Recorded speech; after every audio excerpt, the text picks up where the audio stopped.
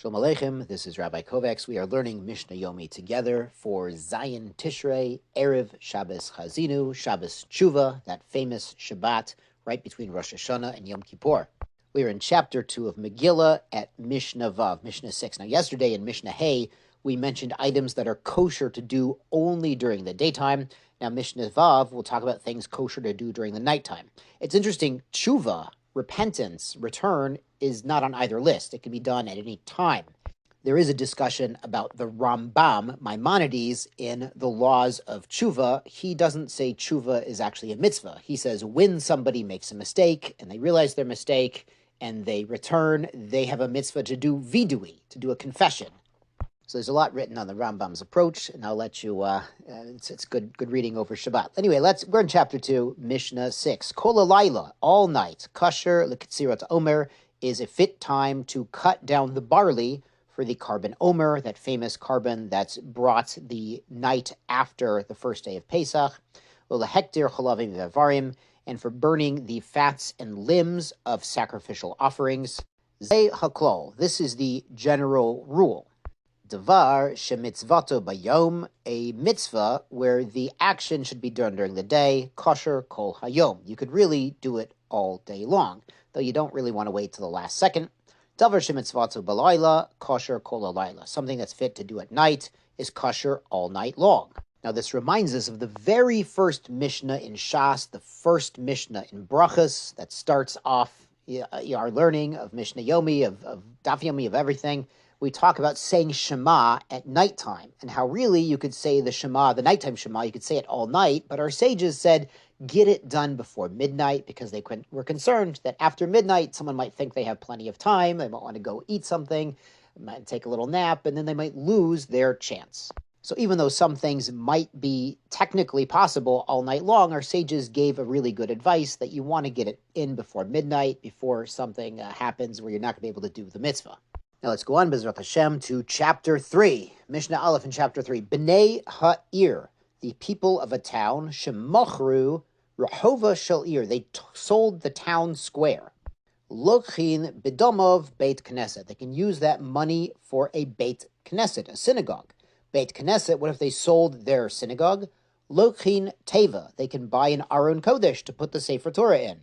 Now, these transfers are an upgrade in Kedusha. The city square is sometimes used, as we saw in Tainit, sometimes used for public prayers, usually isn't. A synagogue is used every day for prayers. It's an upgrade. So the Bartenura here points out not every synagogue can be sold. He says, Davka, it's only Beit Knesset Kfarim, one of a small village. We might call it a shtibel. And the only guys who use this shtibel are the guys who live there. People don't really come in from out of town. Aval Beit Knesset de Krochim, but a shul in a big city, Kevan de Ma'almaka Asu, since people come in there from all over, they're traveling, they're coming through, coming from market, loy, they don't have permission to sell it, Hoel de Rabim, because it belongs to the entire community, not just the people right there, but people who might come in from out of town.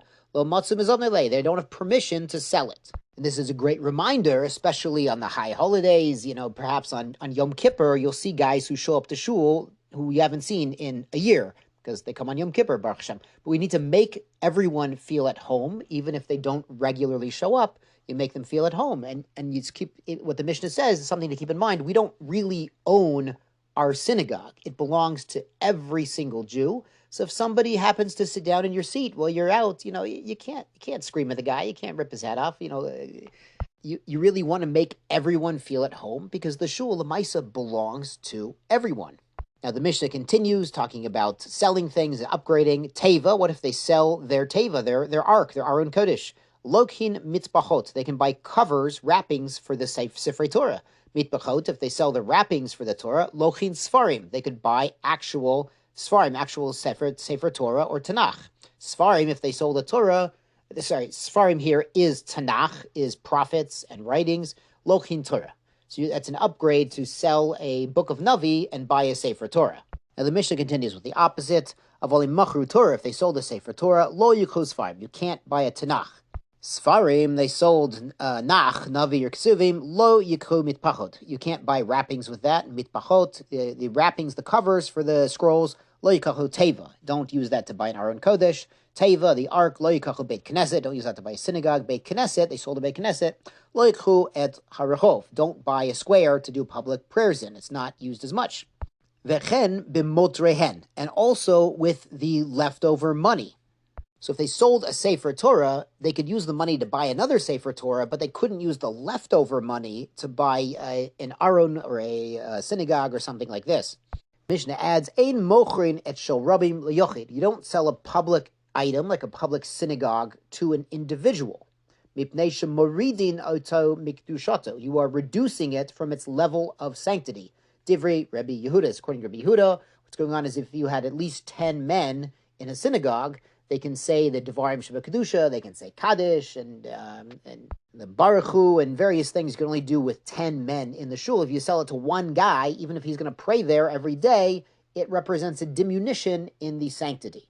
Amru lo, the other sages said back to Rabbi Yehuda, Im kan, if we don't want to decrease anything from the number of people using it, af lo me'ir gedola le'ir katana. You shouldn't sell a shul from a big city to a small city, because you're going to have less people. Even if before you had 25 people and now you have 15 people, we have a concept called Berov Am Hadrat HaMelech. With more people, there's more honor to the king, to Hashem, who we just crowned our king on Rosh Hashanah.